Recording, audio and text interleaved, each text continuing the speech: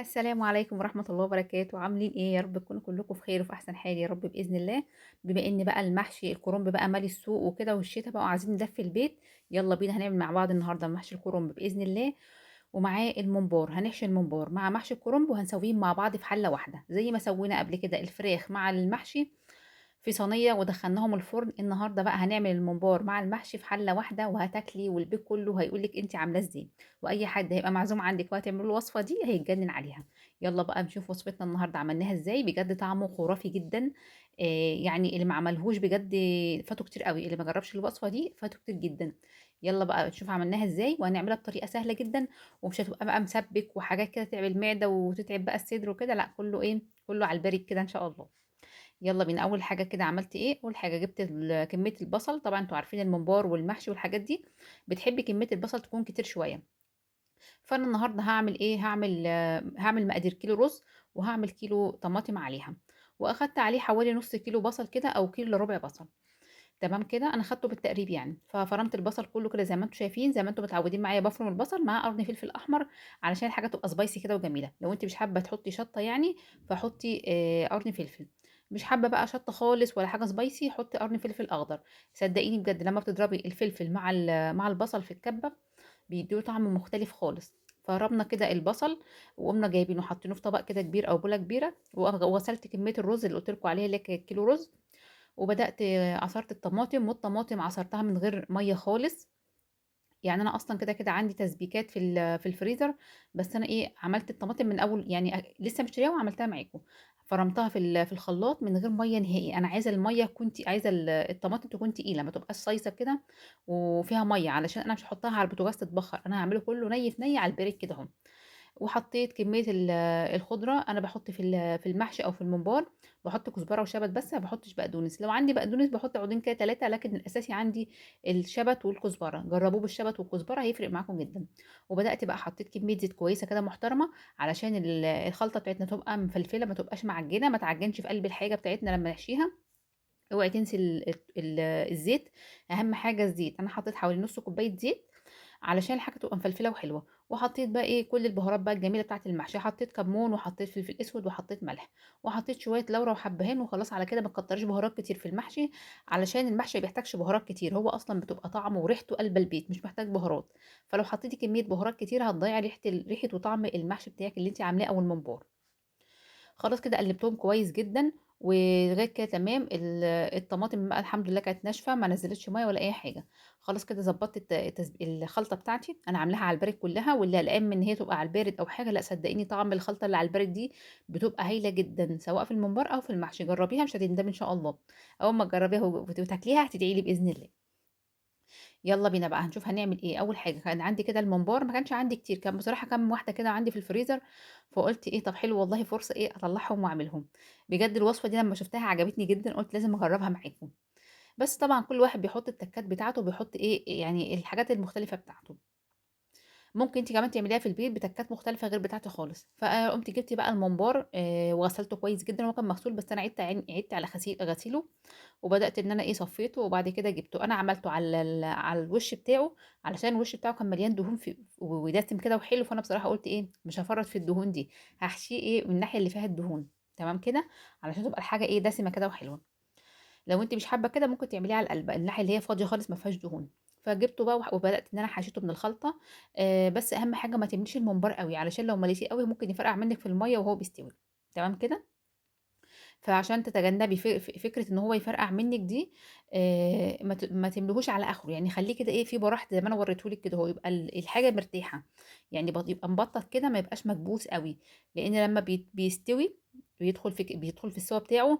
حبات الرز دي بتزيد، فلما الرز بيزيد جواه فبيروح مفرقع، فطبعا هتبقي انت ما استفدتيش اي حاجه غير انك تعبتي بس وايه وظبطتي وحبشتي، وفي الاخر ما اكلتيش الممبار بتاعك، في الاخر ايه وقع كله في الميه. يلا بينا بقى هنشوف كان مستوي كده وحلو ازاي في المحشي. الطريقه بتاعته بصوا، بعد ما حشيته قمت جايباه مظبطاه كده منضفاه من الرز اللي كان عليه زيادات اللي بتبقى مكان يعني ايدينا. وغليت هنا ميه، وبدات ان انا نزلته فيها. انا مش عايزاه يستوي خالص، انا عايزاه بس ايه يتقفل، عايزاه يمسك في بعضه ويتقفل، يعني اول ما ينزل في الميه هو بيقفل على طول. فانا عايزه بس ايه المرحله دي، انا مش عايزاه يستوي خالص، ان هو لسه هيستوي مع المحشي. تمام كده. انا بس هديله غلوه واحده بس، زي ما انتوا هتشوفوا قدامكم دلوقتي. أنا بأكد يا جماعة تاني مش محتاجاه مستوي، أنا مش عايزة الممبار مستوي لأن هو لسه هيستوي مع المحشي، أنا عايزاه بس يقلب قلبة واحدة في المَيّة وخلاص على كده، حتى المَيّة أنا ما حطيتش فيها حاجة خالص غير شوية ملح بس، لأن أنا مش عايزة فيها يعني شوربة ولا أي حاجة من دي. في ناس بتحب تاخد الشوربة وتسقي بيها المحشي والكلام ده، أنا ما باحبش كده بصراحة، مش باحبها بصراحة. فهنا بعد ما الممبار قلب قلبة واحدة بس في المَيّة، قُمت جايباه وحمّرته. أنا عايزاه متحمّر، تمام كده، يبقى مراحل الممبار حشيناه، وبعد كده ادينا له غلوة واحدة بس في المَيّة، وبعد كده شِلناه يهدى كده ويصفّي مَيّته ويهدى، وبدأت كمية زيت وبدأت إن أنا أحمّره، أنا عايزاه متحمّر زي ما أنتم شفتوه كده في بداية الفيديو مع المحشي. بس هو كده في المرحلة دي لسه ني، هو لسه ما استواش، أنا باحمّره وهو ني لسه، أنا بس كنت محتاجة كل اللي محتاجاه إن هو يقفل إيه يتقفل كده زي ما أنتم شايفينه، عشان كده حطيته في المَيّة. أنا عمّالة أأكد على المعلومة دي عشان إيه لو ما حدش خد باله ياخد باله في المرّة التانية. بُصّوا لونه بقى ما شاء الله دهبي كده ولونه حلو إزاي، لونه يفتح النِفس بصراحة. هنا خلاص كنت حمّرته كلّه بقى وطلّعته كده على جنب بقى يتركن، علشان أبدأ بقى إيه أضبّط له الخلطة بتاعته اللي هيتحط فيها، أو الحلة بقى بتاعته. هنا جِبت بقى كمية كده من البصل والطماطم والفلفل، وقُمت فرداهم في الحلة. تمام كده. بعد كده جِبت بقى الخلطة اللي اتبقت بقى معايا بعد ما حشيت الممبار، وجِبت بقى ورق المحشي، كنت بقى سالقة الكرنباية ديّة ومقطّعاها مضبّطاها يعني، وبدأت إن أنا إيه أحشيها بقى معاكم، وأنا قُلت أحشيها الأول بعد كده نبدأ نرصها في الحلة. بُصّوا أنا هنا لمّا باحشي المحشي وآجي أضغط عليه كده بإيدي، أنا مش باعصره، أنا مش بانزّل منه المَيّة، أنا بس إيه بادّي له تَكّة كده إيه خفيفة عشان يمسك بس الصباع يمسك في قلب بعضه، لكن أنا مش باعصره، تمام كده، لأحسن تفتكروا إن أنا باعصره والّا حاجة. ناس كتيرة أوي بتحب تضغط عليه الضغطة دي علشان يمسك يلزق في بعضه، ما يبقاش يعني إيه، ما يفُكِّش منِّك، تمام كده. كل واحد ليه طريقة في الحشو بتاع الكرنب بتاعه أو في المحشي بتاعه، فإيه يعني اللي متعوّد على حاجة يمشي عليها.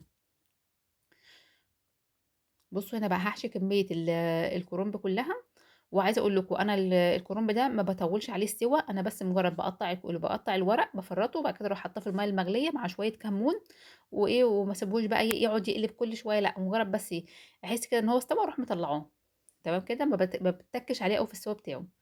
هنا بقى جِبت الحلة وبدأت إن أنا رصيت فيها كل كمية الممبار اللي معايا، هي ما كانتش كمية كتيرة يعني، هُم شوية بس اللي أنا حطيتهم قدّامكم دول، وهابدأ بقى إن أنا إيه أرصهم في الحلة على الخلطة اللي إحنا حطيناها، لو أنتِ حطيتيها من غير أي حاجة تحتيها، من غير أي فرشة تحتيها، هيلزق في الحلة، تمام كده، فعشان تتجنبي فكرة إن هو يلزق في الحلة، حطي تحتيه زي ما أنا حاطة كده بصل وطماطم وفلفل، يا إما تحطي عروق الكرنب اللي إحنا بنطلعها وبنفرشها تحتيه في الأرضية، هتبقى حلوة جدًا برضه، حطي أي حاجة، المهم ما تسيبيش الحلة بتاعتِك فاضية من غير أي حاجة من تحت. لازم قبل ما تحطي الممبار في الحلة تبقي فارشة تحتيها أي فرشة تانية، سواء اللي أنا حطاها اللي هي فلفل وطماطم وبصل، يا إما تحطي عروق الكرنب، تمام كده. هنا بقى جبت كمية المحشي اللي أنا حشيتها وهابدأ إن أنا أحطها في الحلة، مش شرط إنِك ترصيه خالص، أنا مش محتاجة إن هو يترص، مش محتاجة يعني آخد شكل بيه، لأ إحنا عايزين نحط كل الكمية في الحلة ونبدأ نسويها بقى ونشوف هتطلع معانا إزاي، بجد الوصفة دي جبارة جدًا، حاجة كده من الآخر، لو عملتيها إن شاء الله السنة دي كده في عزومة رمضان بتاعتِك كله هينبهر بيها. عايزة أقول لكم يعني إيه الولاد قالوا لي إحنا عايزينه تاني، اعملي لنا الوصفة دي تاني من كتر طعمتها. هنا بقى خلاص كنت سِبت كده واحدتين بس حطيتهم كده من على الوش عشان أبيّن إن هنا في ممبار، يعني ما تبقاش الحلة محشي كده بس، أنا حاطاهم بس عشان إيه يبقى باين إن فيها ممبار، لكن أنتِ ممكن في البيت عندِك يعني عادي تحطيه كله من تحت، بس أنا بس إيه مجرد بس عشان إيه عشان يعني إيه أنتم تشوفوه. هنا بقى جبت الشوربة، شوربة عادية خالص كانت عندي في الفريزر، أنا باحب أشيل الشوربة في الفريزر يعني، ولمّا باحتاجها زي كده ما بابقاش عاملة مثلًا حاجات فيها شوربة، بابدأ إن أنا أطلّعها وأروح إيه مستخدماها، فهنا سخّنت الشوربة أوي، حطيت معلقة صلصة من اللي هي البيور دي اللي هي الخام اللي هي معجون الصلصة الجاهز، ولو عندِك صلصة من الخلطة متبقية حطي، أنا بس نسيت أشيل شوية على جنب. لكن لو كان عندي شوية صلصة كده كنت شِلتهم على جنب وحطّيتهم للشوربة، علشان المحشي بتاعِك يبقى أحمر كده وحلو، ولو ما عندكيش ولا ده ولا ده ولا عندِك صلصة اللي هي المعجون ولا عندِك صلصة اللي هي أنتِ فرماها، حطّي شوية بابريكا وهتبقى زي الفل، بس وقُمت ساقياه بقى بيها ما باكتّرلوش المَيّة ورُحت رافعاه على البوتاجاز، استوى وبقى زي الفل زي ما أنتم شايفينه كده أهو قدّامكم، بصوا شكله عامل إزاي، ما فيش حاجة معجنة، ما فيش حاجة لازقة، الحلة بتاعتنا نزلت كلّها زي الفل قدّامكم. بُصّوا بقى وطعمه كان خطير، طعمه كان قالب البيت كلّه. بس دي كده كانت وصفتي، يا رب تكون إن شاء الله عجبتكم ونالت رضاكم، ما تنسوش بقى تعملوا لايك، تكتبوا لي كومنت حلو قمر كده زيكم، وتشتركوا في القناة وتفعلوا رمز الجرس علشان يوصلكم كل الفيديوهات. واشوفكم على خير بقى في فيديو جديد ووصفات جديدة، وما تنسوش اللايك يا حبايب قلبي، أهم حاجة اللايك والكومنت، واشوفكم على خير ومع ألف سلامة.